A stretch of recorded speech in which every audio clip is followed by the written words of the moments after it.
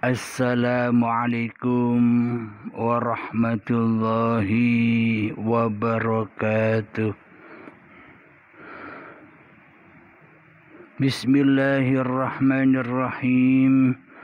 Ashhadu an la ilaha illallah wa ashhadu anna Muhammadar Rasulullah. Allahumma salli ala Sayyidina Muhammad wa ala ali Sayyidina Muhammad. Rabbi shrah li sadri wa yassir li amri wahlul 'uqdatam min lisani yafqahu qawli. Amin. Bismillahirrahmanirrahim. Salam hormatku, salam ta'zimku untuk para sahabat-sahabatku dimanapun kalian berada. Semoga saya dan kita semua selalu di dalam kedamaian Allah Subhanahu wa ta'ala. Amin ya rabbal alamin. Sebelum kita mengkaji di subuh ini, marilah kita bersama memohonkan doa lewat sholawat zalimin daf'ul bala, agar kita semua terhindar dari balak-balaknya dunia, terhindar dari balak-balaknya hati. Allahumma salli ala Sayyidina Muhammad wa ashghili dhalimin bidzalimin. Allahumma salli ala Sayyidina Muhammad wa ashghili dhalimin bidzalimin wa akhrijna min bainihim salimin wa ala alihi wa sahbihi ajma'in. Alhamdulillahi rabbil alamin. Pada pagi yang indah ini kami akan mengkaji yakni zikir setelah sholat 5 waktu. Ketika seusai sholat 5 waktu kita membaca zikir Astaghfirullahalazim, Astaghfirullahalazim, Astaghfirullahalazim. Allahumma antas salam wa minkas salam wa ilaika ya'udus salam. وحينا ربنا بالسلام وأدخلنا الجنة دار السلام تباركت ربنا وتعاليت يا ذا الجلال والإكرام. Yang artinya, wahai Allah, Engkaulah pemilik kedamaian dan Engkaulah kedamaian, dan kepada Engkaulah kembalinya kedamaian. Oleh karena itu, hidupkanlah kami, wahai Tuhan kami, dengan penuh kedamaian. Masukkanlah kami ke dalam surga, tempat kedamaian. Engkau, ya Tuhan kami, Maha Suci dan Maha Tinggi, wahai Zat yang memiliki kebesaran dan kemuliaan. Sadaqallahul azim. Jadi agama Islam itu bukan sekedar nama agama saja.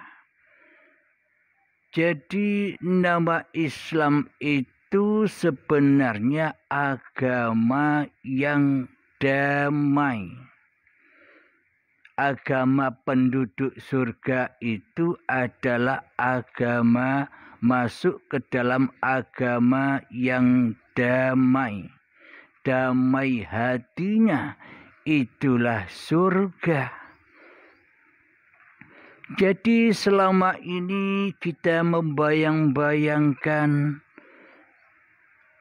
di dalam surga itu banyaknya bangunan-bangunan yang mewah, terbuat dari intan permata, banyaknya kendaraan-kendaraan mewah, banyaknya makanan dan minuman yang serba enak, yang serba lezat, dan hidup bersama berbagai macam bidadari-bidadari. Ini kan semuanya surganya manusia. Ini semua kan surganya hawa nafsu manusia. Bukan surga di sisi Allah. Jadi surga di sisi Allah itu bukan surga-surga syariat. Bukan surga-surga badaniah. Bukan surga-surga ragania. Jadi surga di sisi Allah itu babakan hati, kedamaian hati bersama yang maha damai. Bila di dalam hati kita masih tamak, bila di dalam hati kita masih rakus akan dunia, apakah itu masih tinggal di dalam neraka meskipun rumah kita bergedung-gedung tinggi terbuat dari bahan-bahan yang mahal, mobil-mobil kita mewah, makanan-makanannya serba mewah pula, hidup bersama banyak istri, apakah itu surga? Itulah neraka, yang mana pemiliknya di hatinya dipenuhi dengan dunia yang dicintainya. Itu bukan kedamaian namanya. Jadi hakikat surga di sisi Allah itu dipandang dari hatinya, bukan dari raganya. Yakni bagaimana damainya hati di sisi yang maha damai. Itulah surga Allah itu. Namun bagaimana mungkin kita bisa masuk surganya Allah tanpa mengenal Allah? Jadi surga di sisi Allah itu sama halnya dengan pahala. Jadi ketika kita belum mengenal Allah, bagaimana mungkin kita akan mendapatkan pahala, bahkan surga? Kalau surga di sisi manusia kan sudah kita dapatkan, karena kita tahu, kenal dengan siapa manusia kita. Yakni apa yang dicinta-cintai, apa yang diharap-harapkan hati, kehidupan yang serba mewah, kehidupan yang serba gumbelegar, punya rumah yang indah, mobil yang mewah, makanan-makanan serba nikmat dan lezat. Itu kan surga-surginya hawa nafsu syaitan. Bukan surga di sisi Allah. Surga di sisi Allah itu ya harus mengenal Allah dulu. Surga di sisi Allah itu ya harus tahu Allah dulu. Surga di sisi Allah itu ya harus menghadap kepada Allah dulu, baru dapat surga. Namun semua itu hanyalah angan-angan belaka.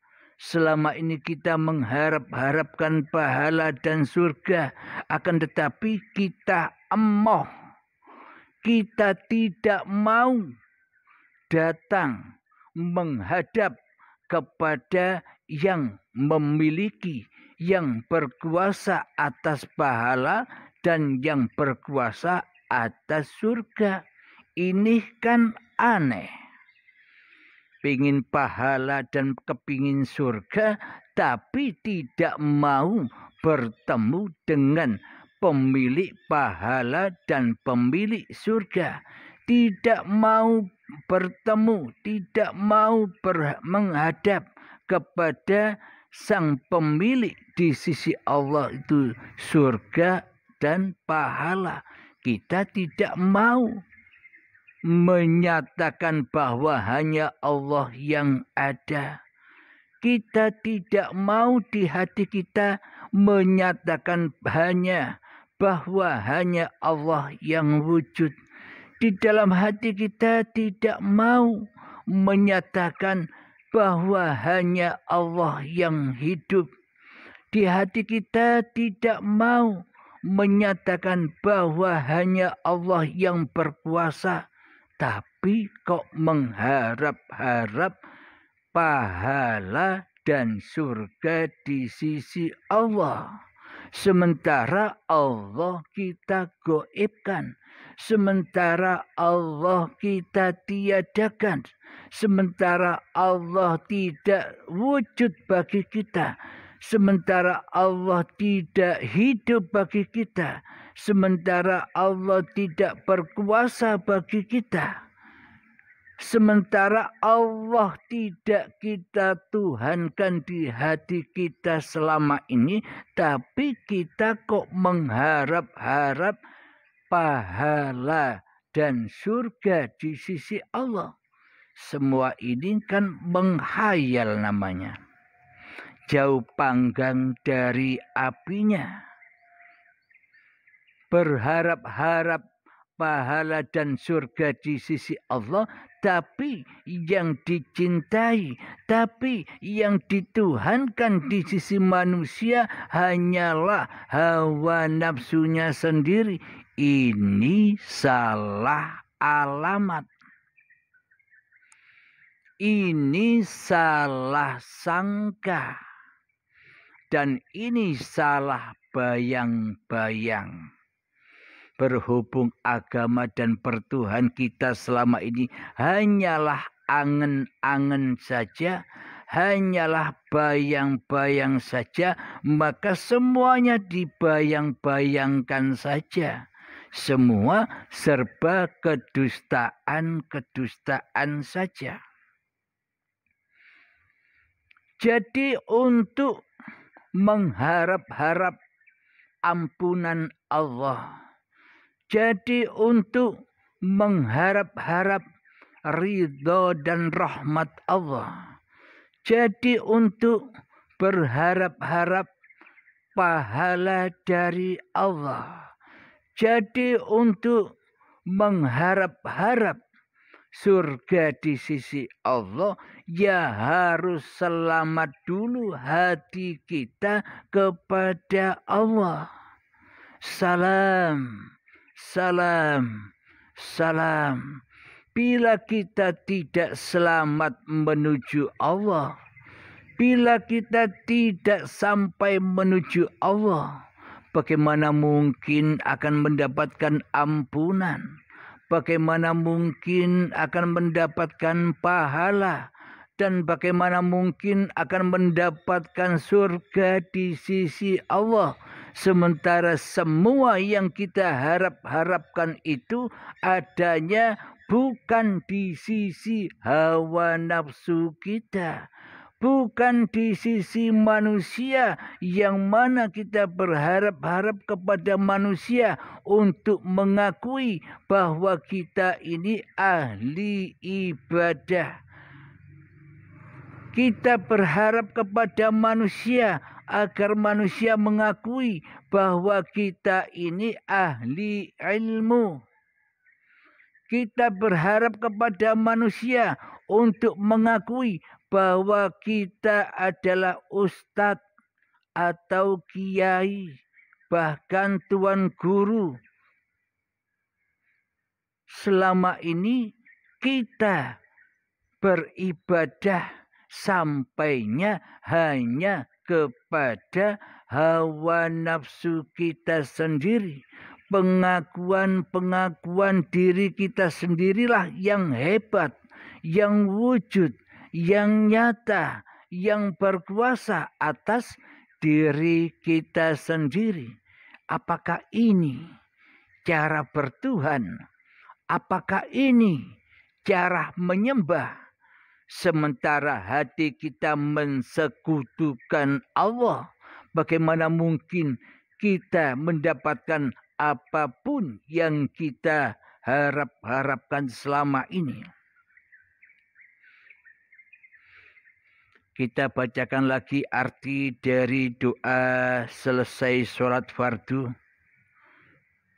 Allahumma anta salam wa minka salam wa ilaika ya'udu salam wa hayyina rabbana bisalam wa adkhilna al-jannata darus salam tabarakta rabbana wa ta'alaita ya dzal jalali wal ikram. Artinya, wahai Allah, Engkaulah pemilik kedamaian, dan dari Engkaulah kedamaian, dan kepada Engkaulah kembalinya kedamaian. Inilah yang dimaksud pahala. Inilah yang dimaksud surganya Allah. Bukan surga yang selama ini kita bayang-bayangkan, hatinya damai bersama Tuhannya. Jadi di dalam surga nikmat-nikmat yang paling agung, nikmat-nikmat yang paling tinggi adalah menyaksikan wajhullah. Jadi tiada artinya surga itu daripada menyaksikan wajhullah. Apakah wajhullah itu? Wajhullah itu atau surga di sisi Allah atau pahala di sisi Allah adalah damainya hatimu. Jadi hati yang damai, hati yang selalu selamat sampai mi'raj, sampai tajalli, sampai dunung, sampai mijil kepada Tuhannya. Itulah kedamaian itu, itulah surga itu, itulah pahala itu. Jadi jangan salah sangka kita menyembah bayang-bayang saja ketimbang menyembah kenyataan adanya bayang-bayang itu.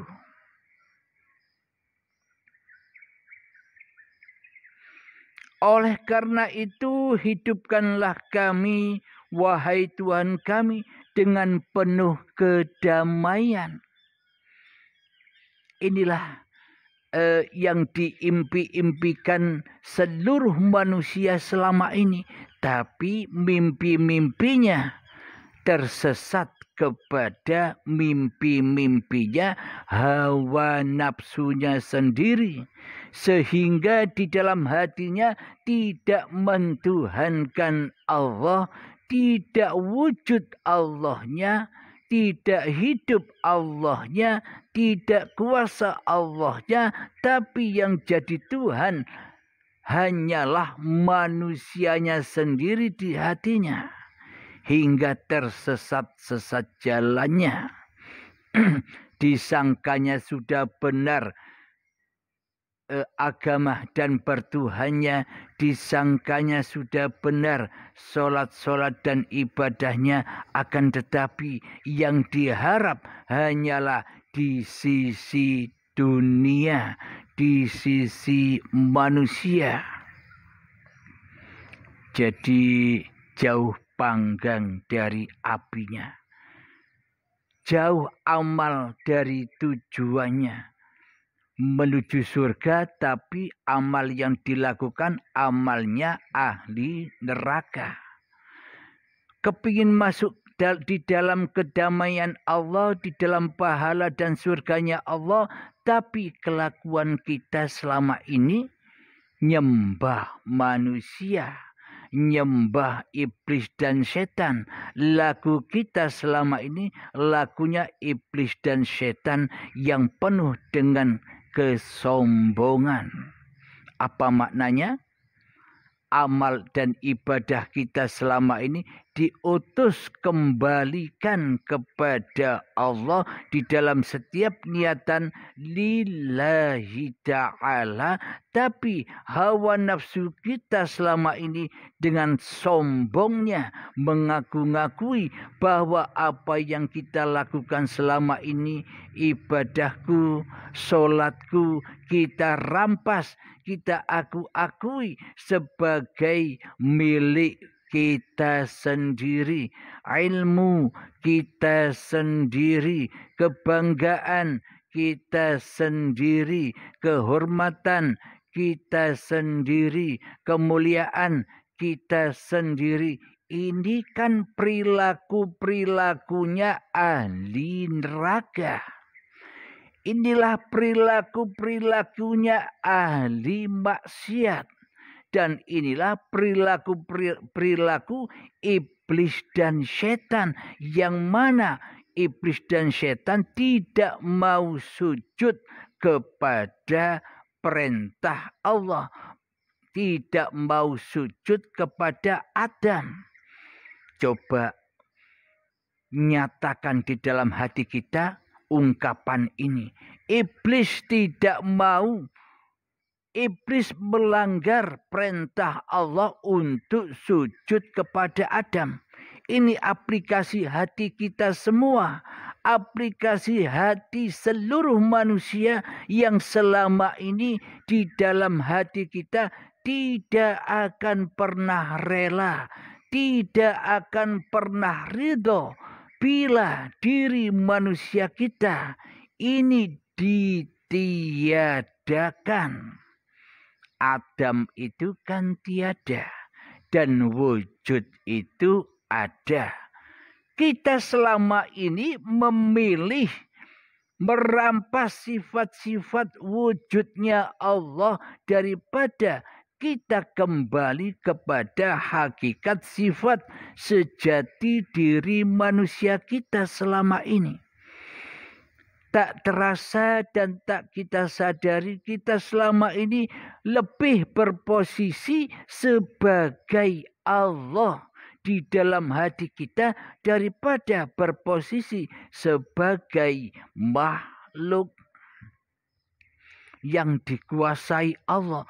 Tapi kita selama ini di dalam hati kita seolah-olah kita sombong sebagai sang penguasa hati. Apa buktinya? Allah yang menciptakan kita selama ini kita goibkan. Kita tiadakan kewujudannya. Kita tiadakan kehidupannya. Kita tiadakan kekuasaannya di hati kita. Diganti, dirampas semua ini wujud manusiaku. Selama ini kita rampas sebagai hidup manusiaku. Kita rampas sebagai kuasa manusiaku. Nah, disinilah letaknya. Sebenarnya yang jadi Allah itu Allah atau diri manusia kita yang ngaku-ngaku jadi Allah tapi tidak disadarinya. Inilah bukti-bukti yang sangat nyata dan logika bahwa selama ini iman dan akidah kita ini terbalik. Mestinya jadi hamba kok jadi Tuhan. Mestinya jadi makhluk kok jadi sang Khalik.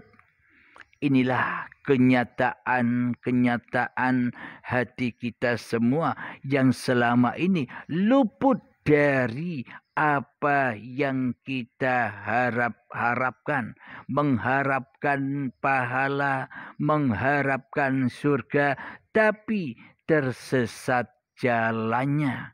Mengharapkan pahala di sisi Allah, mengharapkan surga di sisi Allah, tapi kok tinggal di dalam nerakanya Allah. Ini salah jalan. Maksudnya menginginkan kedamaian di sisi Allah, tapi kemanusiaannya masih erat kewujudan kemanusiaannya di hatinya daripada kewujudan Allah itu sendiri. Alhamdulillahirabbil alamin. Semoga khususnya saya sendiri dan khususnya kita semua senantiasa dijaga oleh Allah Subhanahu wa taala agar jalan kita, agar perjalanan kita, agar hidup kita kembali ke dalam uripe Allah. Asal uripe Allah, kembali ke uripe Allah. Asal manusia goib tiada, kembali kepada kegoiban dan ketiadaan. Alhamdulillahirabbil alamin. Sebelum kita akhiri kajian ini, marilah kita tetap berdoa kepada Allah lewat solawat dzalibin daf'ul bala, agar Allah memberkahi kita, agar Allah mensyafaati kita semua seperti syafaat yang didapatkan oleh junjungan Nabi besar Muhammad sallallahu alaihi wasallam. Sambung sanad imannya, bukan sambung sanad badannya, bukan sambung sanad baju-bajunya. Yang terpenting sambung sanad iman dan akidah yang dibawa oleh junjungan kita Nabi besar Muhammad sallallahu alaihi wasallam, yang selalu di hatinya la ilaha illallah. Allahumma salli ala sayyidina Muhammad wa ashghilil zalimin bil zalimin. Allahumma salli ala sayyidina Muhammad wa ashghilil zalimin bil zalimin wa akhrijna min bainihim salimin wa ala alihi wa sahbihi ajma'in. Rabbana atina fid dunya hasanah wa fil akhirati hasanah wa qina adzabannar. Wa sallallahu ala sayyidina Muhammad wa ala alihi wa sahbihi wa sallam. Walhamdulillahi rabbil alamin. Akhir kalam. Assalamualaikum warahmatullahi wabarakatuh.